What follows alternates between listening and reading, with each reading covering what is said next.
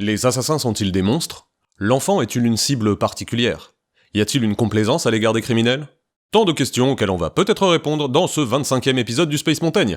Attachez vos ceintures, ça va compter.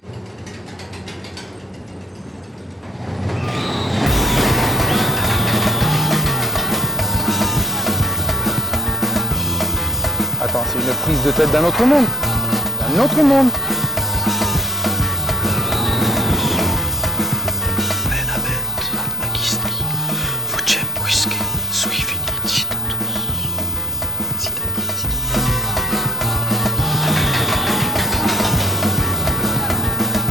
C'est quoi le Space Mountain?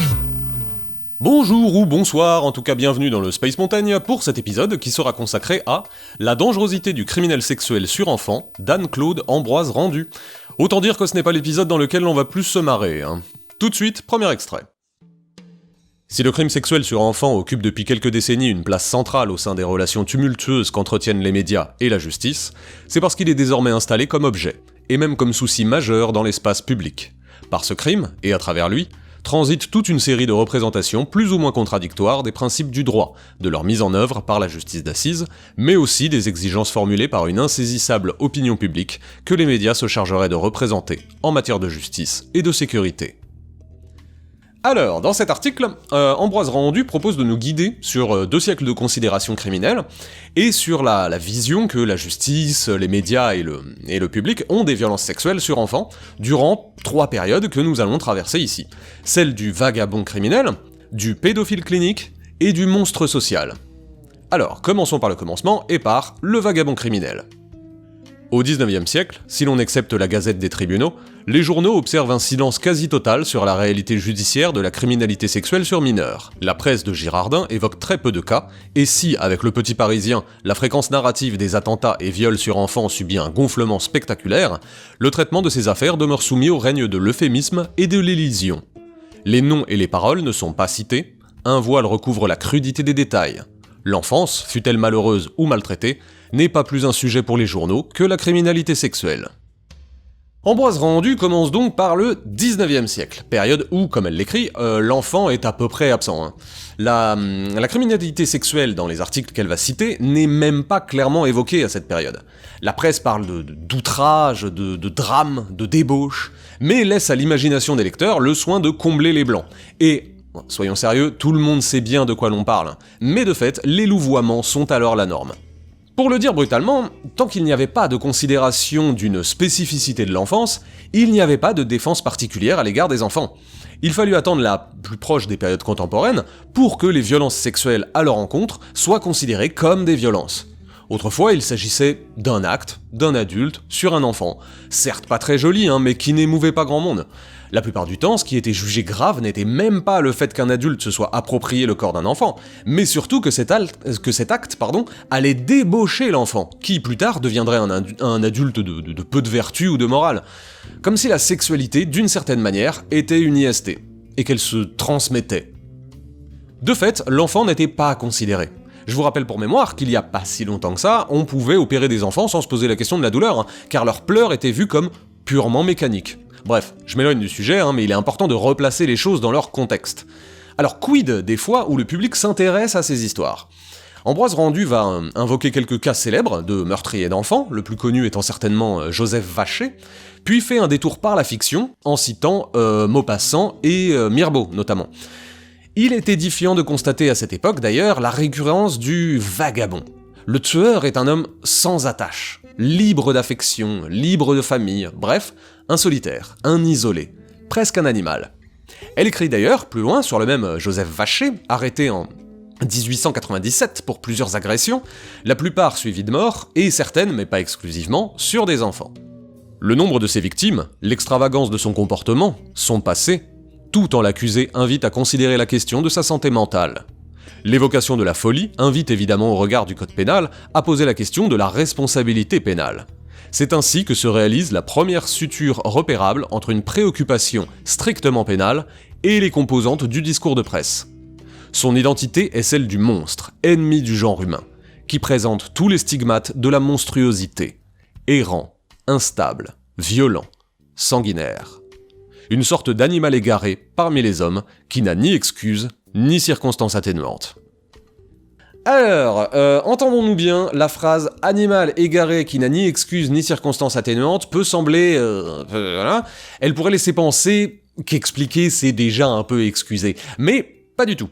Ce dont il est question ici, c'est que lorsque quelqu'un fait quelque chose, et à plus forte raison quelque chose de non criminel, nous n'avons aucun problème à nous demander pourquoi cette personne a fait ceci ou cela. Mais en dégageant l'explication du fait criminel violent, nous créons du monstre, du déshumanisé. Et en créant du déshumanisé, nous dégageons l'explication. C'est en effet bien plus simple de voir les criminels non comme des êtres sentients, mais comme des monstres inhumains, guidés par le vice. Je vous renvoie à ce sujet à tous les sobriquets que la presse ou le public donne aux criminels, et encore aujourd'hui. La diabolique de Nancy, le démon belge, les amants maudits, le cerbère de Maubeuge. Bon, celui-là je viens de l'inventer, mais il pourrait tout à fait exister. À croire qu'il n'y a aucune circonstance sociale dans le passage à l'acte de ces criminels sexuels. Qu'un dieu ou une nature a choisi de dire que quelques personnes au hasard seront sélectionnées pour être des pédocriminels, et ça irait très bien ainsi. Tout ceci montre à quel point le crime sexuel, y compris lorsque les victimes sont des enfants, n'a pas de consistance. La doxa voit dans ces cas une affaire privée, intime, et refuse d'en faire une affaire d'État, répugnant à lui conférer une consistance problématique et collective. Et de fait, pour tout autre crime, par exemple pour un vol, il y aura toujours une explication logique qui n'implique pas de déshumaniser le voleur. On pourra dire que le voleur manifeste un appât du gain, on pourra dire qu'il est trop feignant pour travailler, on pourra dire que l'argent est insuffisamment redistribué et qu'il est donc obligé d'en arriver là, bref, on trouvera toujours quelque chose à en dire. Mais pour le crime sexuel, toute consistance est évacuée. Les mauvais instincts, le vice, expliquent tout à la fois le geste homicide et l'attentat à la pudeur ou le viol. La criminalité sexuelle n'existe donc pas en soi. Masquée, si l'on peut dire, par la violence du crime de sang exceptionnel et monstrueux, elle ne peut se constituer en enjeu collectif ou en problème social. Et le criminel sexuel, membre parmi d'autres de la confrérie plus ou moins fantasmatique des monstres, n'appartient pas encore à la science ou à la version vulgarisée de son diagnostic que les médias peuvent produire. Version vulgarisée de son diagnostic, c'est ainsi qu'on arrive à la deuxième période, celle du pédophile clinique. Paradoxalement, c'est au cours des années 1970 que la pédophilie, à la faveur du développement du discours justifiant les rapports sexuels entre adultes et mineurs qui accompagne la dynamique impulsée par la libération des mœurs, commence de se traduire en termes de sécurité publique. Mais, en tentant d'obtenir reconnaissance et légitimité, les pédophiles participent, à leur corps défendant, à un double mouvement. D'une part, l'appropriation brutale et spectaculaire du vocabulaire de la psychiatrie par le langage commun, d'autre part, la constitution en question, en débat public, de ce qui était jusqu'alors cantonné à la sphère judiciaire et médicale. Et à partir de là, la donne a changé. Les barrières sexuelles sont désormais vues comme des interdits moraux, nés ex nihilo, et les frontières se brouillent. Si, après tout, la sexualité peut rendre tout le monde heureux, pourquoi ne pas s'aventurer en de plus troubles rivages afin de libérer tout le monde de ce carcan moral pudibond ? Le problème est plutôt discursif, voire dialectique. Si la question que posent les briseurs de code est « Pourquoi interdire aux enfants d'avoir une vie sexuelle ?», elle peut bien souvent abriter un « Pourquoi interdire aux adultes d'avoir une vie sexuelle ?», y compris une vie sexuelle avec des enfants. Le fait de mettre l'enfant au milieu de la question permet de faire comme si le sujet, c'était lui, qu'on luttait donc pour son droit à la sexualité. Mais si le droit à la sexualité de l'enfant rencontre le droit à la sexualité de l'adulte, alors une fois dans l'acte, le sujet devient l'objet. Alors, évidemment, le pédophile apparaît à cette période. J'insiste sur le terme de pédophile, car il est important. Il n'est plus un monstre sanguinaire, il est un amoureux, un passionné, un esthète. Problème, le code pénal est très clair. Il n'est pas question de séduction ou de consentement avec un enfant, car un enfant ne saurait faire usage d'un éclairé consentement. C'est une manière habile de revenir à notre histoire de violence, sous le règne des vagabonds. Si depuis un siècle, il n'était plus indispensable qu'il y ait eu des violences pour condamner un accusé, la violence était quand même toujours recherchée par les enquêteurs et les magistrats. Elle était la preuve de l'attentat à la pudeur. Et s'il n'y avait pas de violence, il n'y avait donc probablement pas de crime. Il y avait donc une interdiction de l'atteinte sexuelle déjourée, mais une suspicion tout de même, de facto. Si aucune violence n'était trouvée, ça passait. C'est, d'une certaine manière, pour ne plus avoir à rechercher une quelconque violence, que la loi devient aussi claire sur le sujet. Violence ou pas, accord ou pas, il n'y a pas lieu d'avoir des relations sexuelles avec les enfants, car il ne saurait exister une sexualité entre un adulte et un enfant qui soit exempte de toute subordination. Malgré tout, la loi est jugée indigne par ceux qui souhaiteraient exprimer leur affection pour les plus jeunes. Et Ambroise Rendu de citer Matzneff ou Duvert, qui, comme on le lisait tout à l'heure, ont participé d'un double mouvement. De la main droite, une clinicisation de la pédophilie. Ce n'est pas une affaire de monstre, c'est une particularité qui amène certaines personnes à être tentées par les enfants, et ce n'est pas grave. De la main gauche, une publicité de la pédophilie, qui s'introduit dans le paysage médiatique à grands coups d'affaires sordides, de viols et de meurtres d'enfants qui envahissent les journaux. Un double mouvement donc qui participe tous deux à un changement dans la figure du criminel sexuel sur enfant. Il n'agit plus par vice, il agit par pulsion. La technicisation du langage fait que son abord est différencié du vagabond animal qui régnait précédemment. La nouvelle figure, le pédophile, tient plus de la construction psychiatrique que de la création diabolique. L'automne marque un tournant capital dans la dédramatisation médiatique de la question des violences sexuelles. En octobre, Le Monde, égrénant les prénoms et les âges, rappelle que depuis le début de l'année, 10 enfants de 2 à 15 ans ont été assassinés, et que plusieurs de ces crimes ont été accompagnés de violences sexuelles. Sur Antenne 2, Jacques Léoté, recteur de l'Institut de criminologie de Paris, lance une mise en garde. « Je ne peux pas vous garantir que la série soit finie aujourd'hui. Il existe des gens qui ont tout le temps des pulsions meurtrières. » La médiatisation massive de ces meurtres, par laquelle le scandale éclate, organise la forme affaire au sens où l'entend Boltanski, via le passage de la scène judiciaire à la scène publique, et la mise en place d'un dispositif de médiatisation ayant pour objet de défendre une cause. Alors, ce que Boltanski nomme la forme affaire, qu'est-ce ? C'est tout simplement la forme que va prendre l'affaire. Bon, je vais développer un peu quand même. Pour qu'une affaire obtienne un traitement médiatique conséquent, il faut qu'elle soit dotée de qualités discursives et démonstratives qui s'apparentent un peu au roman policier. En gros, l'affaire doit être cachée aux yeux des bonnes gens, être dévoilée par des héros de la vérité, qui sur leur chemin rencontreront des oppositions, mais parviendront à la partager dans l'espace public pris à témoin, et qui s'apercevra alors que cette petite affaire concernait en fait toute la société. C'est ce que dans d'autres domaines on appelle le fantasme du dévoilement. En somme, on quitte le fait sanglant pour entrer dans le fait divers. Tout le monde est alors au courant de ce qui se produit dans la société, et tout le monde l'aggrave même, car étant une connaissance nouvelle, l'on peut avoir l'impression que les crimes sexuels se propagent, quand bien même ce n'est pas le cas. Simplement, et comme elle l'écrit un peu plus loin, le fait est désormais connu et discuté, et peuvent s'installer sur le théâtre des représentations collectives le violeur, son crime et la victime. Et ainsi est créé le criminel sexuel que nous connaissons aujourd'hui, le monstre social. La forme nouvelle ainsi créée suscite des questions, elles aussi nouvelles. L'attention se porte sur la psychologie singulière des délinquants et leur perversion fondamentale, toujours admise comme évidente. Ce qui faisait encore l'objet de récits isolés et ponctuels au XIXe siècle, devient dans le dernier quart du XXe siècle le motif central d'un discours généralisant qui assimile perversion sexuelle et pulsion meurtrière. Finalement, le portrait est tissé. L'acte sexuel sur enfant, dans les médias, semble être ce phénomène qui lie, comme par nécessité, la dépendance à la sexualité avec des enfants et la brutalité de l'assassinat de ces mêmes enfants.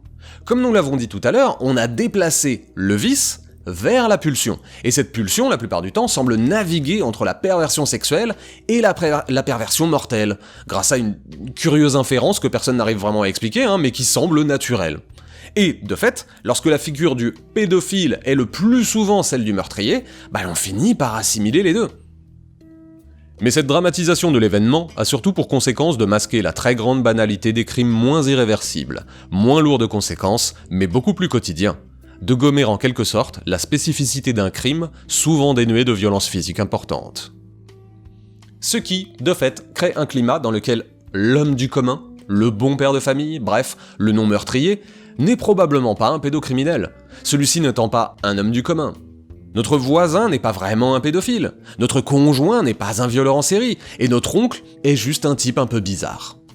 Ce qui fut pourtant combattu par certains, des voix s'élevèrent, sporadiquement mais tout de même, pour expliquer que ce gloubi-boulga utilisé dans les médias faussait la perception et les enjeux des crimes sexuels sur enfants.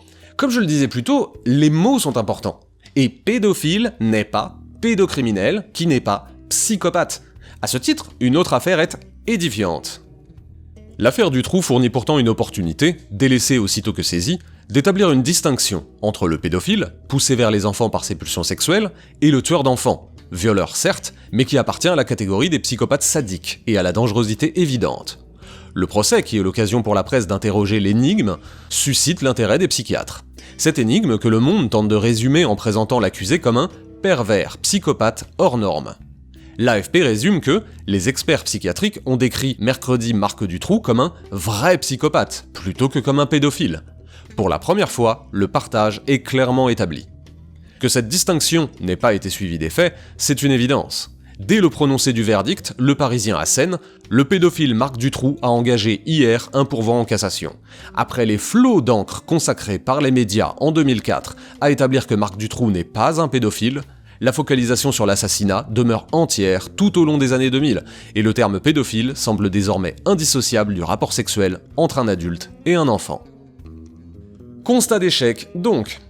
Qu'il soit agréable ou non d'y penser, Michel Fourniret et Gabriel Matzneff, ce n'est pas la même chose.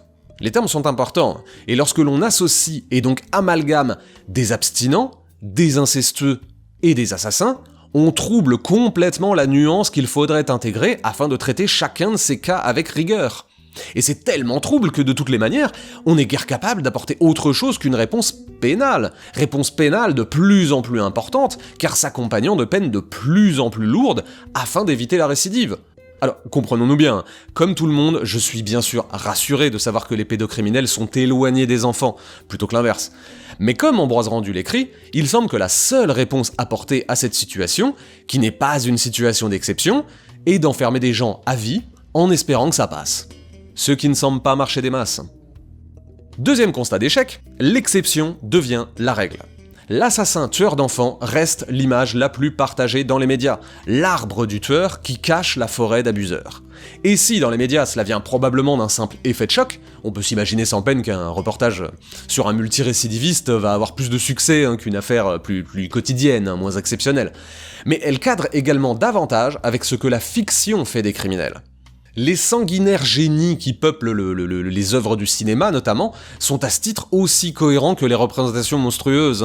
Les tueurs au puzzle, les psychopathes surdoués, sont une autre manière, certes romanesque, mais tout de même très partagée, de dégager les criminels de l'humanité en les rendant plus incroyables que vrais. Alors que, nous sommes d'accord, entre Guy Georges et Otis Toole, on n'est pas vraiment sur des génies. Alors bien sûr, on pourra me sortir Ted Bundy, qui était apparemment très intelligent, mais c'est justement l'exception qui confirme la règle.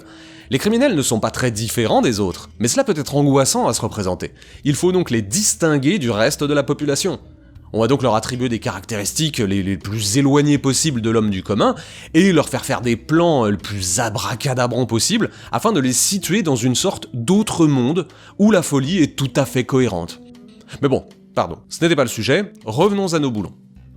Se dessine alors ce qu'annonçait Michel Foucault. Les médias ne se contentent pas de condamner ces conduites, en s'appliquant à en comprendre le fonctionnement secret. Ils contribuent aussi à édifier un nouveau code des comportements, à fonder de nouvelles normes et à ériger un système de contrôle et d'autocontrôle. La télévision n'a de cesse de rappeler qu'il faut informer les enfants, les surveiller davantage, ne pas les laisser seuls. On invite les voisins à surveiller leurs voisins. Les psychiatres évoquent de plus en plus la castration chimique. Autour de la question de l'enfant sexuellement menacé et de la dangerosité du criminel sexuel, se déploie un nouveau discours sécuritaire. En anthropologie, on appelle ça le domaine de la sacralité.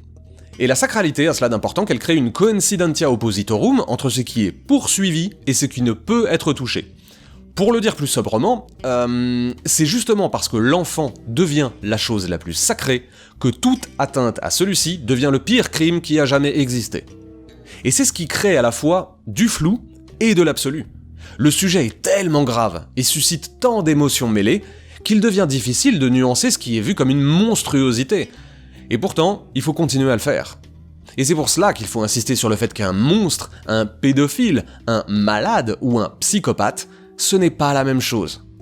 Il s'agit probablement d'une des raisons pour lesquelles le mot pédocriminel arrive petit à petit dans le langage courant. Pédophile n'était pas un terme très chargé, voire même était plutôt chargé positivement. Donc l'emploi de pédocriminel permet d'accentuer la lourdeur du mot afin de marquer celui qui est passé à l'acte. Le pédophile, lui, est censé représenter celui qui a une attirance pour les enfants, mais dégagé de tout désir de violence, contrairement au psychopathe, comme vu précédemment, qui lui ira généralement jusqu'à la mort de sa victime. Signalons également, même si Ambroise Rendu n'en parle pas dans cet article, l'existence d'une partie importante de gens qui devraient plutôt être qualifiés de pédoportunistes. Alors désolé pour le néologisme, mais là ça représente bien ce que cela veut dire. En gros, ce sont des gens qui ont envie d'avoir une relation sexuelle, qui se foutent de savoir si la personne avec qui ils vont l'avoir est d'accord, et qui donc choisissent un ou une enfant, non pas parce que c'est un ou une enfant, mais parce que c'est le fait d'être un ou une enfant qui le rend vulnérable et facile à manipuler. Conclusion. Notre rapport au crime sexuel sur enfants évolue vite.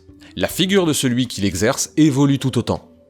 Autrefois, un vagabond solitaire, il s'est peu à peu mué en pédophile clinique, puis en figure ultime du monstre social. En fait, ce qu'Anne-Claude Ambroise Rendu explicite ici, c'est moins la considération du criminel que la construction de l'indignation. Ce qu'il nous est impossible de supporter et qui devient un tabou, le dernier repoussoir, le crime le plus odieux que nous puissions imaginer. Accompagnant, historiquement, le changement de statut de l'enfant, qui, encore souvent, et tout autant dans cet épisode, est l'éternel absent du discours. Merci à toutes et à tous pour votre oreille attentive, ou vos oreilles attentives si vous en avez deux. C'était le 25e épisode du Space Mountain consacré à La dangerosité du criminel sexuel sur enfant d'Anne-Claude Ambroise Rendu. En attendant le prochain, n'hésitez pas à écouter les précédents épisodes, ils sont un peu plus légers. Je vous retrouve très vite.